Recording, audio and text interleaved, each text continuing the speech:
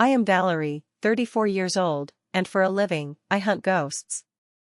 Not the kind that rattle chains in attics, but the kind that hide in balance sheets and tax returns. I am a senior forensic auditor for one of the largest firms in Chicago. My job is to find the truth when people try to bury it under layers of creative accounting. You would think that being an expert in detecting deception would make me valuable to my family. You would be wrong. In the hierarchy of the Kensington household, truth was never as important as the shine. It was a Sunday afternoon in late October, 3 years ago. The air was crisp, the kind of day that usually made me feel alive, but as I pulled my modest sedan into my parents' driveway, I felt that familiar knot tighten in my stomach. I checked the rearview mirror. My hair was pulled back in a practical bun, my makeup was minimal. I looked like what I was, reliable, steady, and entirely unexciting. Parked next to me was a bright yellow convertible that cost more than my college tuition. That meant Serena was home. I walked into the kitchen, carrying a bottle of expensive red wine and a small, gift-wrapped box. I had just been promoted to senior lead auditor that week, a massive step up that came with a significant raise. I had bought myself a watch to celebrate, a sleek, silver timepiece I had been eyeing for months. I wanted to share the news. I wanted, just for once, to be the one they toasted. "Valerie, you're late," my mother, Martha, said without turning around from the oven. She was wearing pearls to cook a pot roast. That was Martha. Appearance was everything. "I'm on time, Mom." "It's exactly 5 o'clock, I said, setting the wine on the counter. "Well, Serena has been here since 4. She's telling us about her new vision. It is fascinating." I walked into the dining room. My father, Gerald, was sitting at the head of the table, leaning forward with a look of rapture on his face. And there she was. Serena. My younger sister by 5 years. She was everything I was not, loud, vibrant, chaotic, and relentlessly demanding of attention. She was wearing a dress that looked like it was made of spun gold and talking with her hands. "It is not just data, Daddy," Serena was saying, her eyes wide. "It is biorhythmic synchronization. We are going to connect people's souls through the cloud." Dad nodded vigorously. "Incredible. Just incredible, Princess." I cleared my throat. "Hi, Dad." "Hi, Serena." They glanced at me. "Hey, Val," Serena said, barely breaking her rhythm. Anyway, as I was saying. I sat down, placing the small gift box next to my plate. I waited for a lull in the conversation. I waited through the salad course while Serena talked about how the universe was aligning for her. I waited through the main course while Dad praised Serena's entrepreneurial spirit, ignoring the fact that she had quit 3 jobs in the last 2 years. Finally, during dessert, I saw an opening. So, I started, keeping my voice steady. "I have some news. I got promoted this week. Senior lead auditor. I'm managing a team of 12 now." Silence. Dad blinked, looking like I had just read aloud from a phone book. "That's nice, honey," Mom said, slicing the pie. "Very stable." "Stable?" I repeated. "It is a huge accomplishment, Mom. I'm one of the youngest leads in the firm's history." Of course, Dad waved his hand dismissively. "Good for you, Valerie. Always the worker bee. Keeping the lights on for the rest of us." Serena leaned over, eyeing the gift box next to my plate. "What is that?" "I bought it for myself," I said, feeling defensive. "To celebrate." I opened the box to reveal the watch. It was elegant, understated, and professional. "Oh," Serena said, her face falling. "It is a bit masculine, isn't it?" "I think it's strong," I said. Mom reached over and touched my arm. "You know, Valerie, Serena has been having a hard time lately. She is feeling a bit unappreciated by the world. Maybe, well, you have your promotion. That is plenty of reward. Maybe you could give the watch to your sister? To lift her spirits?" I stared at her. The room seemed to tilt. Mom, this is $1,000 watch. I earned it. And you can earn another one, Dad chimed in, his voice hardening. Don't be selfish, Valerie. Your sister is an artist. She feels things more deeply than you do. She needs the boost. I looked at Serena. She wasn't even protesting. She was just looking at the watch with a hungry, expectant little smile.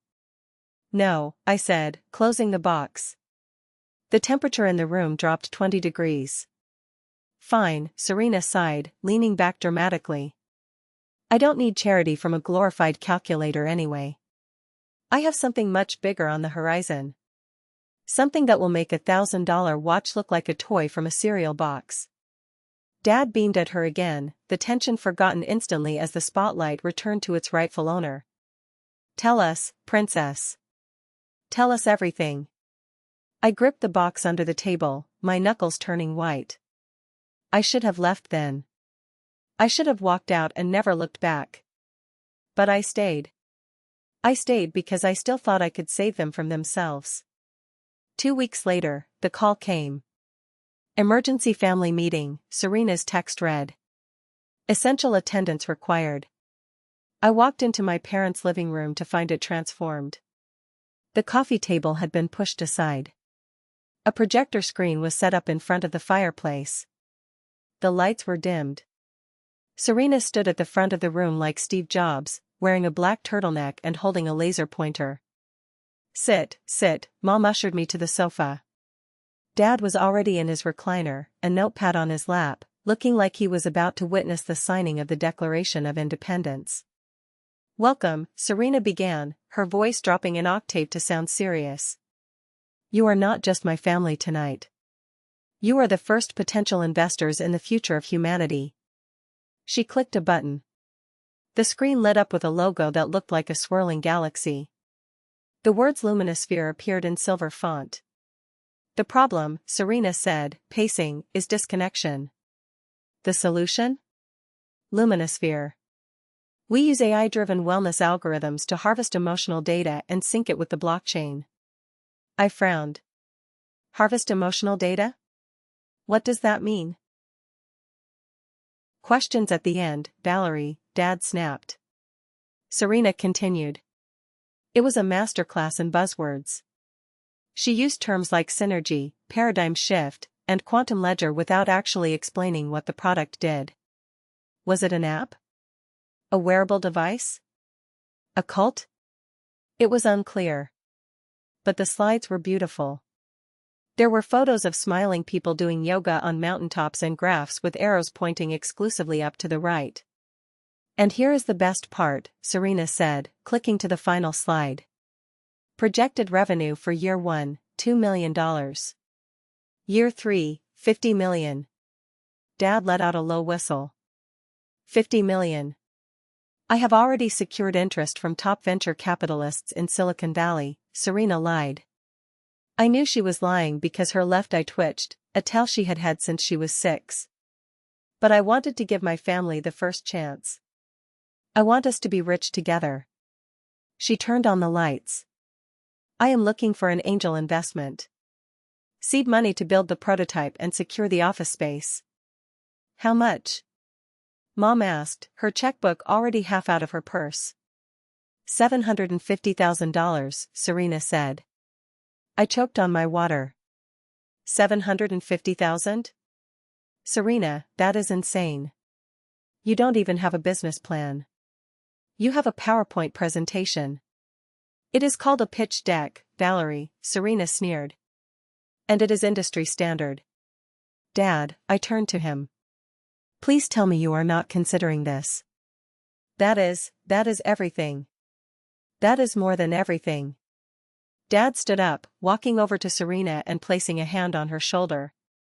He looked at her with a mixture of pride and something else, desperation, maybe? He had retired 5 years ago, and I knew he missed feeling important. We have the retirement accounts, Dad said slowly. And if we refinance the house, take out a second mortgage, and sell that plot of land your grandfather left us. Dad, no. I stood up. That is your nest egg. That is your safety net. You cannot liquidate your 401k and mortgage the house for a startup that doesn't exist yet. The failure rate for tech startups is over 90%. That is for average people, Mom said, her voice icy. Serena is special. She is unemployed, Mom. She has never run a business in her life. I have vision. Serena shouted. And I have Dad. He is going to come on board as my CFO. Chief Financial Officer. I looked at my father. He was puffing out his chest. That's right. I'm good with numbers, Valerie. Just because I didn't get a fancy certification like you doesn't mean I don't know business. This isn't business, I pleaded. This is gambling. Dad, please. If you liquidate those accounts, you will pay massive tax penalties. You will be risking homelessness if this fails. It won't fail, Dad said, his eyes hard. We are doing it. We are writing the check. We are investing in family, Mom added, looking at me with disappointment. It is a shame you don't believe in your sister. I believe in math, I said, my voice shaking. And the math says this is a disaster. Then you can leave, Dad said. He pointed to the door. If you are not an investor, you are not needed here. This meeting is for partners only. I looked at them. My mother, blinded by favoritism. My father, blinded by ego. And Serena, smiling that triumphant, predatory smile. Fine, I said. But when the money runs out, and it will run out, don't say I didn't warn you. I walked out. Behind me, I heard the sound of a pen scratching on paper, signing away their future. I did not sleep that night. My mind was racing, running calculations that terrified me. $750,000. It was a staggering amount of money for two retired teachers living in the suburbs. The next morning, I arrived at my office early. I needed to do something. I couldn't just watch them drive off a cliff. I treated this like a case. I opened a new file on my secure laptop and named it Project Reality. I spent 3 hours drafting a comprehensive risk analysis. I pulled industry data on wellness apps. I calculated the tax implications of liquidating their retirement funds early. They would lose nearly 30% just in penalties and taxes before Serena spent a dime. I broke down a realistic burn rate for a tech startup in Chicago. By noon, I had a 10-page document. It was brutal, factual, and undeniable. I emailed it to both my parents with the subject line, Urgent, Financial Risk Assessment, please read before transferring funds. I waited. 1 day passed. Then 2. On the 3rd day, I called my mother. Did you read it? I asked. Read what, Valerie? Her tone was breezy, unbothered. The report I sent you. The analysis of the tax penalties. Mom, if you cash out the IRAs now, you are literally throwing away nearly $200,000 to the IRS immediately. Oh, that, she sighed. Your father skimmed it. He said it was very pessimistic. Typical Valerie. Always looking for the problems. It is not pessimism, it is the law.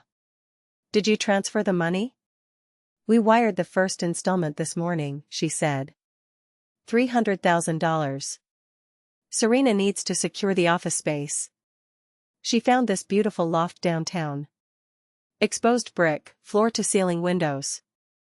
It is perfect for her image. I felt physical pain in my chest. Mom, a startup does not need a luxury loft. A startup needs a garage and a laptop. She is spending the capital on lifestyle, not product. You are just jealous, Mom snapped, her voice losing its breezy quality. You have always been jealous of her. Because she shines and you just work. You are a worker bee, Valerie. Let the queens fly. The queens? I laughed, a bitter, sharp sound. Mom, listen to me. I will pay for an independent auditor. I will pay out of my own pocket. Just give me 2 weeks. Let a third party look at Serena's business plan. If they say it is solid, I will shut up forever. Please. We don't need strangers looking at our family business, she said. And we don't need your negativity.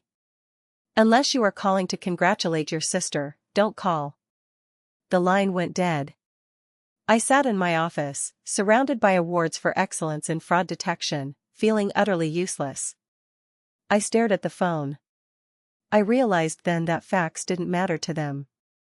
They were buying a fantasy. They weren't investing in a company, they were paying $750,000 to pretend they were part of a dynasty. I opened the Project Reality folder again. I didn't delete it. Instead, I renamed it the Lumina Files. If I couldn't stop the crash, I would document the wreckage. I started logging everything. The date of the transfer. The conversation notes. The refusal of independent audit. That evening, I went to a bar near my apartment. I sat alone, nursing a bourbon. Rough day? The bartender asked. You could say that, I muttered. My parents just bought a first-class ticket on the Titanic, and they are mad at me for pointing out the iceberg. I didn't know it then, but the iceberg was much bigger than just bad business sense. I was assuming incompetence. I was assuming Serena was just delusional. I hadn't yet considered the possibility that she was actually criminal.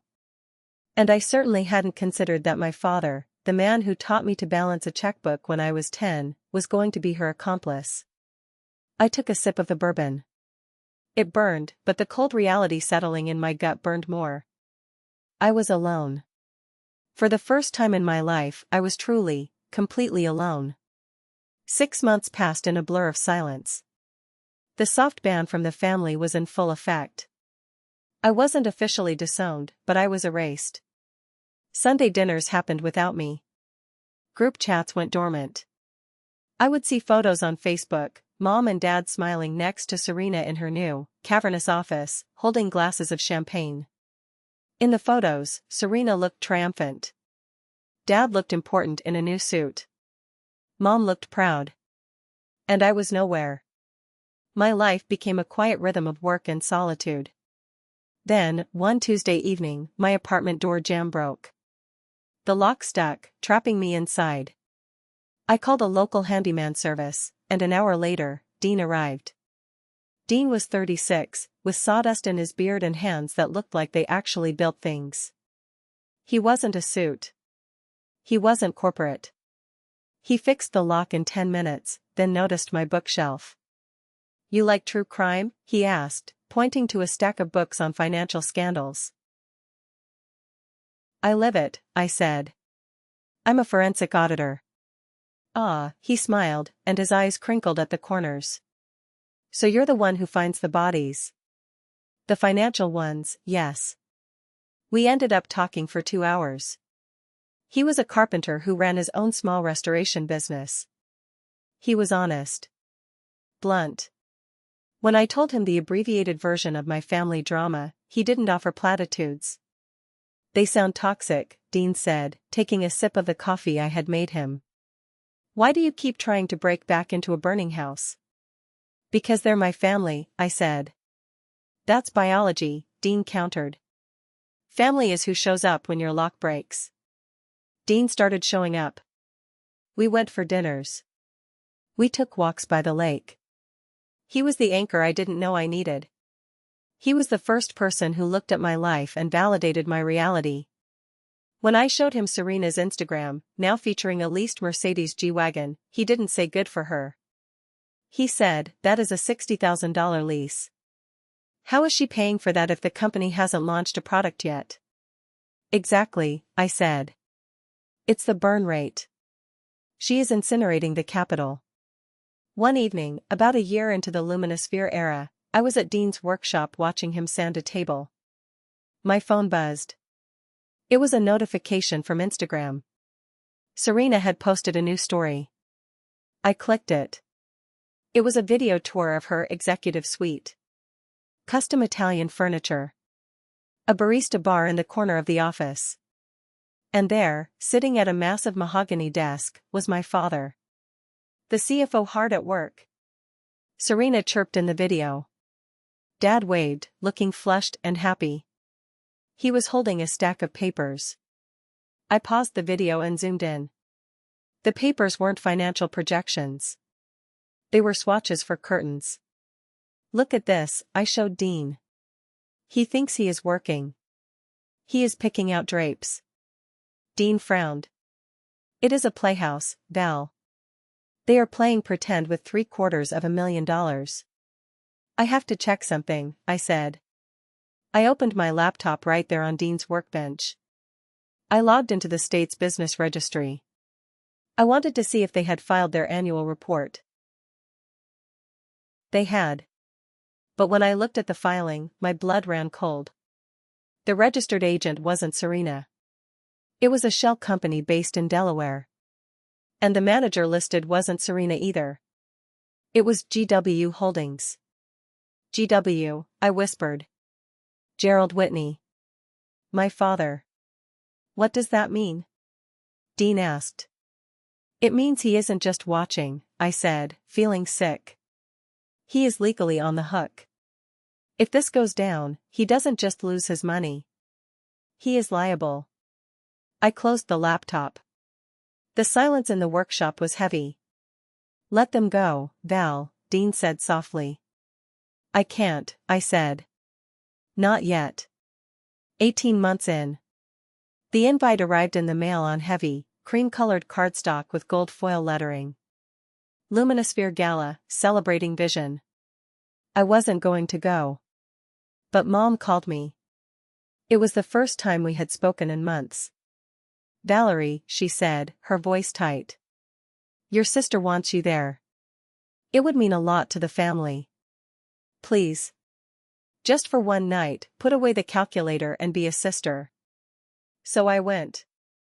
I put on my best dress, took Dean's arm, and walked into the hotel ballroom Serena had rented. It was obscene. There was an ice sculpture of the Luminosphere logo. There was a string quartet. The open bar was serving top-shelf liquor. This party alone must have cost $50,000. Serena was working the room in a red sequined gown, holding court. Dad was standing by the bar, looking a little thinner, a little grayer, but smiling manically. We went to find our table. I scanned the front of the room near the stage. Nothing. I checked the middle. Nothing. Finally, we found it. Table 28. It was in the back corner, next to the swinging doors of the kitchen. And I wasn't seated with the family. I was seated with the overflow, cousins I hadn't seen in a decade and a few bewildered interns. Unbelievable, Dean muttered. Sit down, I said, my jaw tight. Let's just get through this. Then Aunt Connie appeared. Aunt Connie was my father's sister, a woman who believed everything she read on Facebook and had a voice like a foghorn. Valerie, she boomed, waddling over with a martini in hand. Look at you, sitting back here in the cheap seats. I guess you are regretting not getting in on the ground floor now, huh? Hello, Aunt Connie, I said. Your sister is a mogul. Connie gestured around the room. Look at this. She is on the cover of Business Chicago. She slapped a magazine onto the table. There was Serena, looking visionary on the cover. I picked it up. I knew this magazine. It was a pay-to-play publication. You paid $5,000, and they put you on the cover and wrote a fluff piece. It wasn't journalism, it was an advertisement disguised as news. It is very impressive, I said dryly. I bet you wish you had invested now, Connie gloated. I'm thinking about putting some money in myself. Serena says the second round of funding is opening up. I froze. Aunt Connie, don't. Why not? Don't be bitter, Valerie. Just because you are stuck in your little accounting job doesn't mean the rest of us can't dream big. I looked around the room. I started really looking at the guests. I realized something.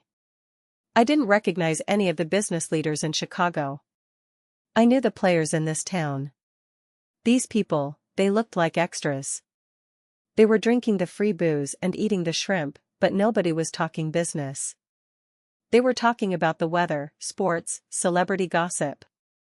"Dean," I whispered. "These aren't investors. They're props." She filled the room to make it look successful. "It's a stage set," Dean agreed. Suddenly, the music swelled. Serena took the stage. A spotlight hit her. "Thank you all," she shouted into the microphone. "They said we couldn't do it. They said we were dreaming. But look at us now." The crowd cheered. Dad was in the front row, clapping so hard his hands must have hurt. He looked frantic. He was sweating. I watched him. I saw him pull a handkerchief from his pocket and wipe his forehead, his eyes darting around the room nervously. That wasn't the look of a proud CFO. That was the look of a man who was juggling chainsaws. "He knows," I said to Dean. "He knows the money is running out." "Then why is he clapping?" Dean asked. "Because he is terrified," I said. "He is clapping to keep the noise loud enough so he doesn't have to hear the truth." I took out my phone. I snapped a photo of the Business Chicago magazine cover. Then I took a photo of the room. "What are you doing?" Dean asked. "Evidence," I said. "I'm adding it to the Lumina files." We left before dessert. I couldn't stomach the cake, not when I knew it was bought with my parents' mortgaged future.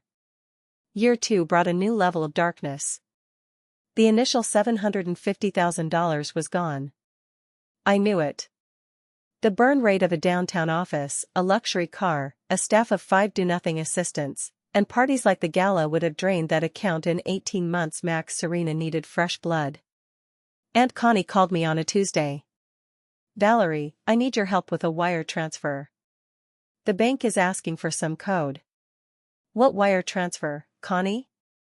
I asked, putting down my pen at work. "To Luminosphere." "I am doing it. I am putting in $100,000. It is my widow's pension, but Serena says I will double it in 6 months." Panic surged through me. Aunt Connie was annoying, but she was a widow living on a fixed income. That money was her lifeline. "Connie, listen to me," I said, my voice low and urgent. "Do not send that money. The company is a shell. There is no product. Have you ever seen the app? Has she ever shown you the code?" "She showed me the projections," Connie argued. "And your father says it is solid." "Are you calling your father a liar?" "I am saying he is compromised." "Connie, please. I look at fraud for a living. This has all the markers of a Ponzi scheme. She is using new money to pay for the lifestyle because the old money is gone." "You are a jealous, hateful girl," Connie spat. "I am going to tell your mother you tried to sabotage me." She hung up. 10 minutes later, my phone rang. It was Mom. "How dare you," she screamed. I had never heard her scream like that. "How dare you try to poison your aunt against us?" "I am trying to save her from poverty, Mom. You guys are broke." "I know you are. We are thriving." Mom shrieked. "Connie played me the recording of your call. We recorded you, Valerie. We know who you are now. You are an enemy of this family." "Mom, stop. Please. Consider this your notice," she hissed. "You are blocked. Do not come to the house. Do not call us. When Serena rings the bell at the New York Stock Exchange, you will be watching it on TV like a stranger. Because that is what you are." Click. I sat there, holding the phone. I didn't cry.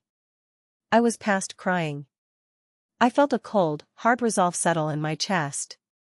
"Okay," I said to the empty room. "If I'm the enemy, I'll be the enemy." I went home and opened the Lumina files.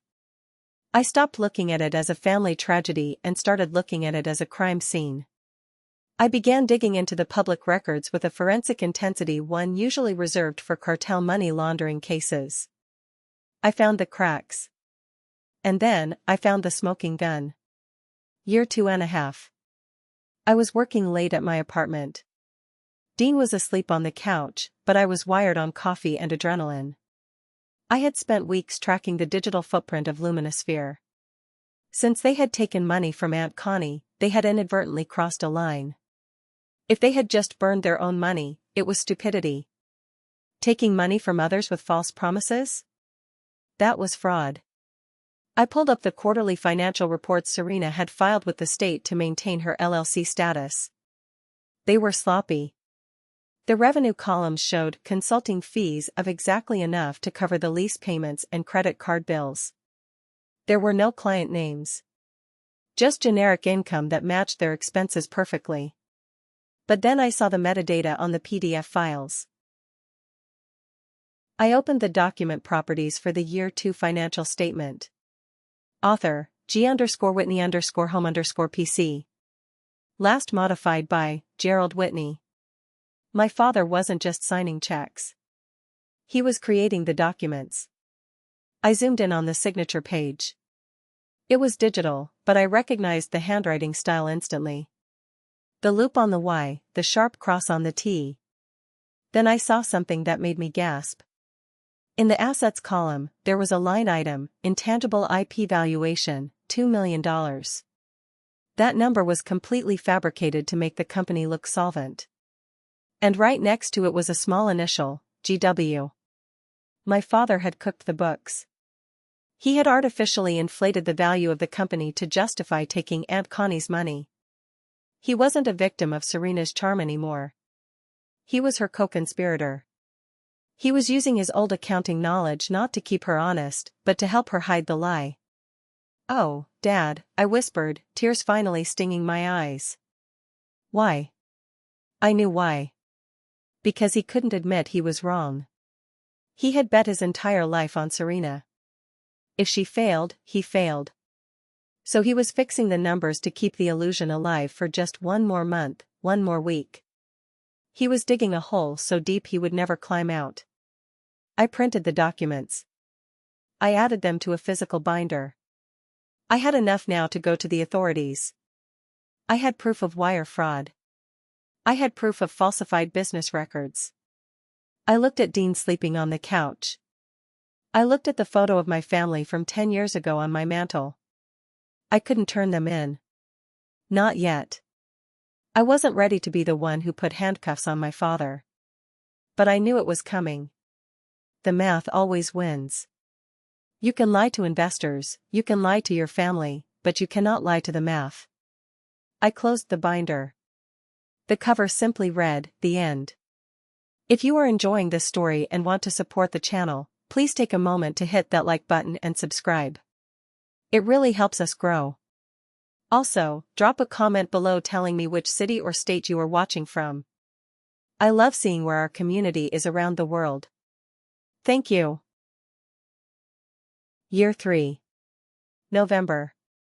The silence broke with a text message. Thanksgiving at the house. Big announcement. Mandatory. Mom. I stared at the screen. It had been nearly a year since the Aunt Connie incident. I showed the text to Dean. "Don't go," he said immediately. "It's a trap." "I know," I said. "But, if there's an announcement, it means the end game is here. I can feel it. They are desperate." So?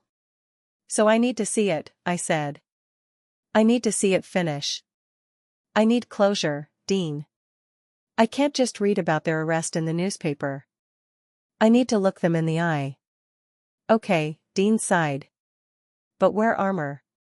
I did. I bought a dress that cost more than my rent, a structured, navy blue sheath that made me look like a warrior. I did my hair. I put on heels that could double as weapons. I drove to the house. The lawn was overgrown. The paint on the porch was peeling. The Mercedes was in the driveway, but it had a layer of dust on it. The cracks were showing on the outside. I walked in. The house smelled of expensive catering, but the furniture looked worn. Mom met me at the door. She looked 20 years older. Her hair was brittle, her smile tight and manic. Valerie. You came. She didn't hug me. She handed me an apron. A turkey-patterned apron. What is this? I asked. The catering staff. There was a mix-up, she lied. Her eyes were darting around. We need help serving. We have 30 guests coming. Important people. Potential investors for the IPO. IPO? I raised an eyebrow. Initial public offering? You are taking Luminosphere public? Yes. That is the announcement. Mom beamed, but her hands were shaking. Serena is going to be the next Elon Musk.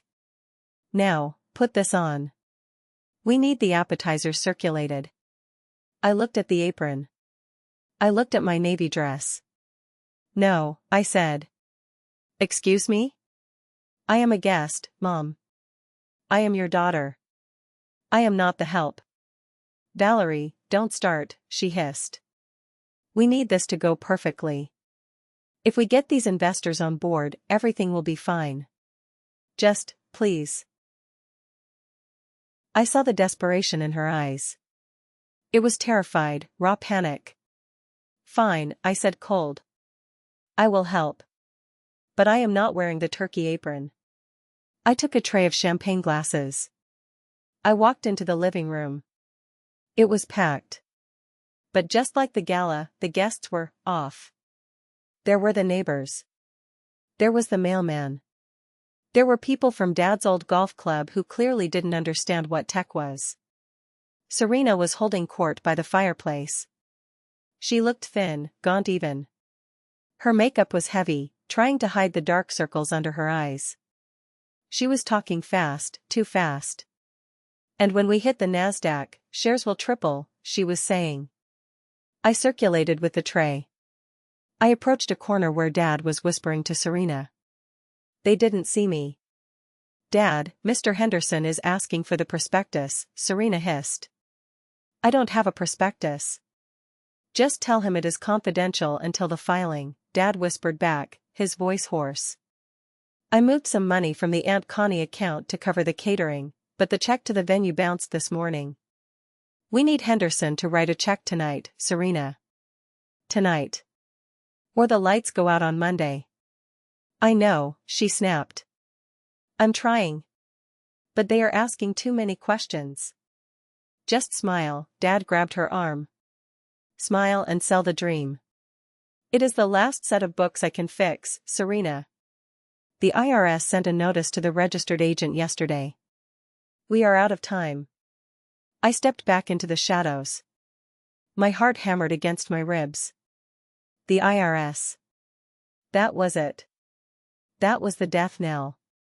They weren't just broke, they were being hunted. And they were trying to scam the neighbors for one last lifeline before the ship went down. I moved through the room like a ghost. I served champagne to Aunt Connie, who glared at me but took the glass. I heard you tried to ruin this, she whispered. But look at this crowd. Success is the best revenge, isn't it? Enjoy the champagne, Connie, I said. It cost $100 a bottle. I hope it tastes like a 10% return on investment. She huffed and turned away. I found myself standing near the kitchen door, watching the theater of it all. It was a tragedy disguised as a party. Everyone was laughing, drinking, completely unaware that they were standing in a house of cards that was already burning. Mom rushed past me. More shrimp. The Hendersons look hungry. I didn't move. I watched my father. He was sweating profusely. He kept checking his watch. He kept glancing at the front door. Was he expecting money? Or was he expecting something else? Attention! Attention everyone! Dad clinked a spoon against his glass. The room quieted. He stood on the hearth of the fireplace, next to Serena. He put his arm around her. I want to propose a toast, Dad began. His voice cracked, then he cleared his throat and found his CFO voice. To my daughter, Serena. The visionary. The genius. Applause. Serena beamed, a practiced, plastic smile. 3 years ago, we took a risk, Dad continued. We bet everything on Serena. And there were doubters. He looked directly at me across the room. There were those who said we were crazy. Those who said we should play it safe. Be worker bees. The room chuckled. Aunt Connie pointedly looked at me and smirked. But the Whitneys don't play it safe. Dad declared, his voice rising, almost shouting now. We build. We dream. And tonight, we are launching the next phase. The IPO phase. More applause. I pity those who couldn't see the future, Dad said, locking eyes with me. But we are generous. We forgive the small-minded. I felt the heat rise in my cheeks. Even now, on the brink of destruction, he had to humiliate me. He had to make me the villain to make himself the hero. I set the tray down on a side table. I wiped my hands. I was done serving. I was done protecting. I looked at Dad. And for the first time, I didn't see my father. I saw a man who had stolen his sister's pension, lied to his friends, and broken the law, all to feed his own ego. And then, it happened. The doorbell rang. It wasn't a polite, guest-arriving ring. It was a heavy, authoritative pounding. 3 sharp knocks.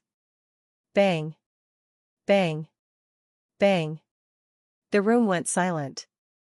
I'll get it. Mom chirped, her voice trembling. Probably more flowers. She hurried to the door.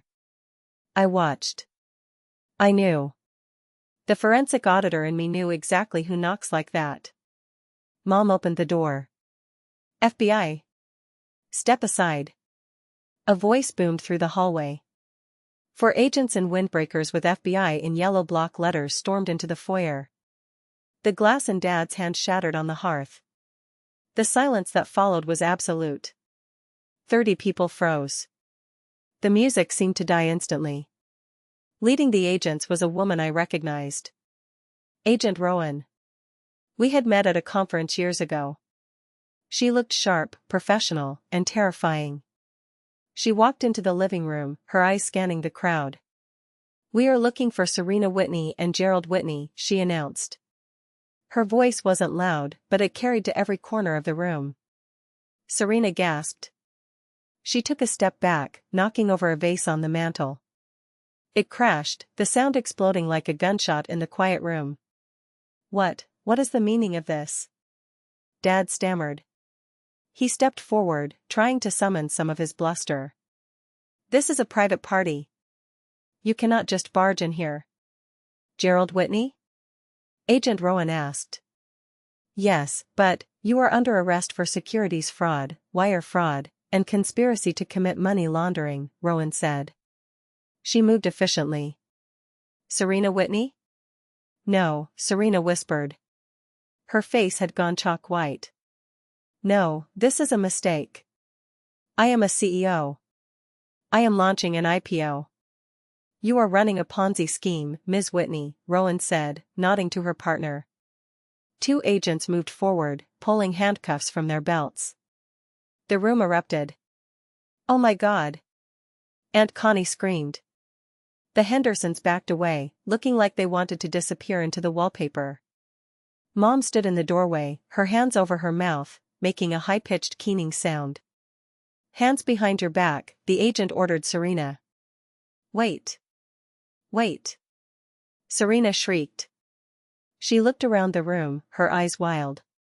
She looked at the guests. She looked at Mom. And then, she looked at Dad. I watched her face. I saw the calculation. I saw the golden child realize that the gold was stripping away, and all that was left was survival instinct. As the agent grabbed her wrist, Serena didn't cry for mercy. She didn't ask for a lawyer. She twisted her body, pointed a manicured finger directly at my father, and screamed. It was Dad's idea.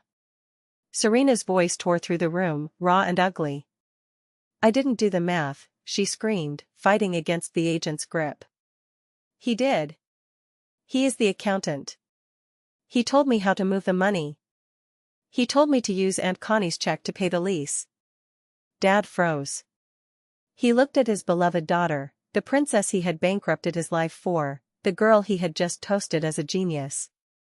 His mouth opened, but no sound came out. He cooked the books. Serena yelled, her face twisted into a mask of pure malice. I just wanted to run a business. He told me how to fake the revenue. Arrest him. It is his fault. Serena. Mom screamed from the doorway. What are you saying? Shut up, Mom. Serena snapped. He made me do it. Agent Rowan looked at Dad.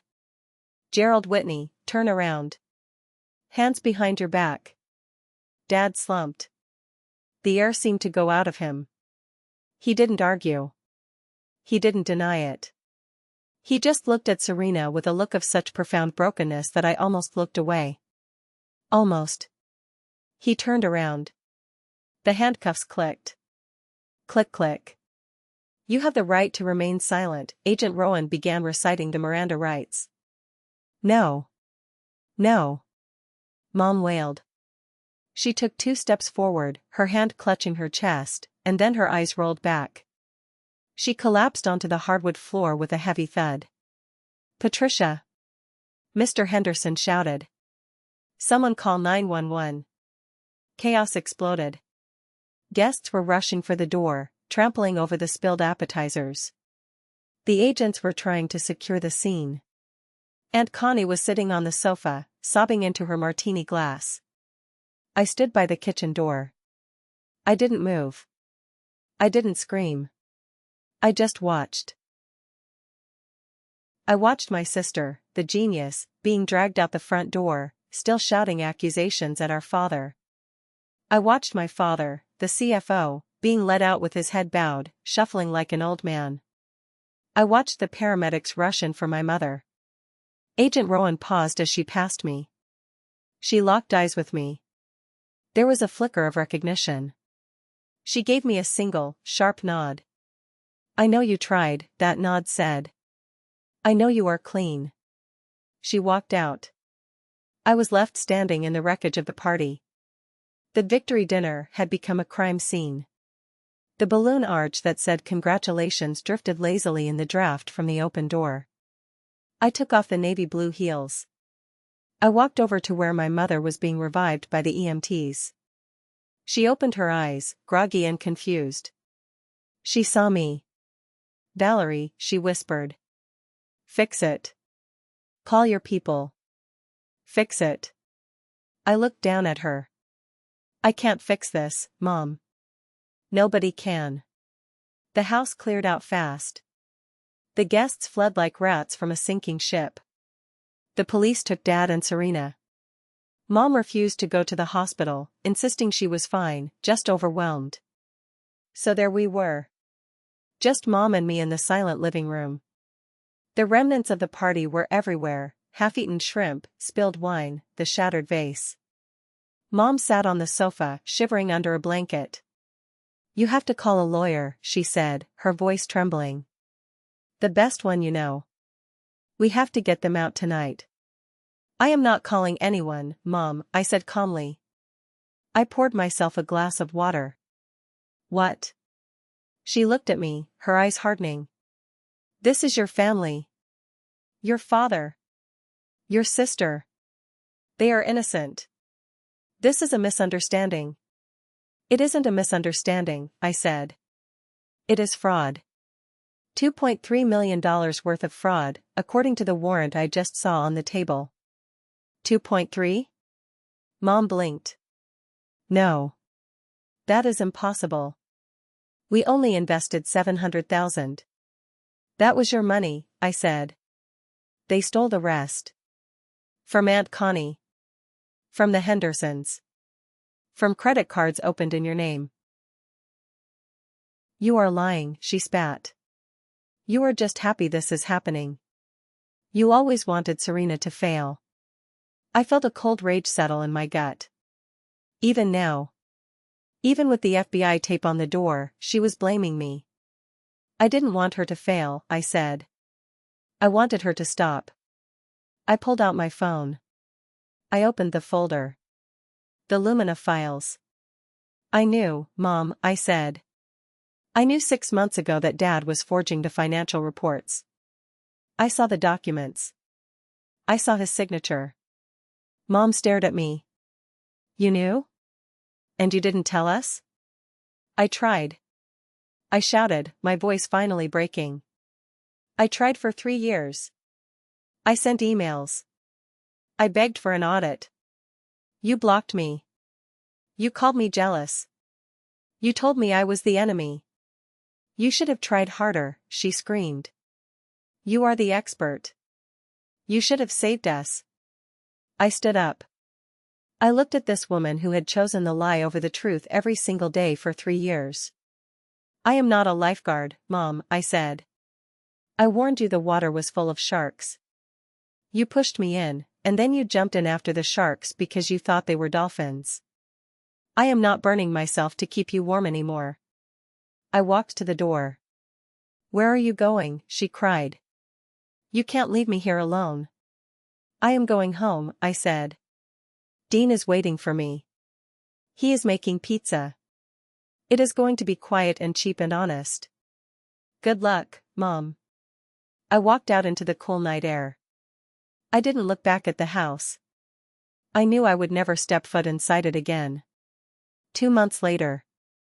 The dust had not settled, it had turned into mud. Dad and Serena were out on bail, but their assets were frozen. They were staying in a cheap motel because the house, my childhood home, had been seized by the feds as proceeds of crime. I received a call from Mr. Abernathy, Grandpa Atticus's old lawyer. Valerie, could you come to my office? It is time to execute the codicil. I went. I sat in the leather chair, smelling the old books. Your grandfather was a wise man, Mr. Abernathy said. He watched your sister growing up. He watched your parents. He told me once, Valerie is the oak tree in a garden of weeds. I smiled sadly. I miss him. He added a provision to his will, the lawyer continued. Regarding the lake house in Wisconsin.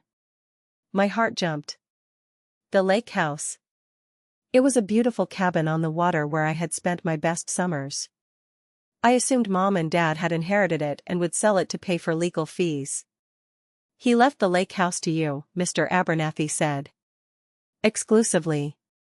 Placed in a trust that prevents it from being sold or used as collateral for any debts belonging to Gerald or Serena Whitney. He slid a deed across the table. It is yours, Valerie. Free and clear. Worth about $1.2 million in today's market. I touched the paper. Grandpa Atticus had known. He had seen this coming years ago. He had built me a life raft. The next day, my phone rang. It was Dad. Valerie, his voice was weak. We heard about the house.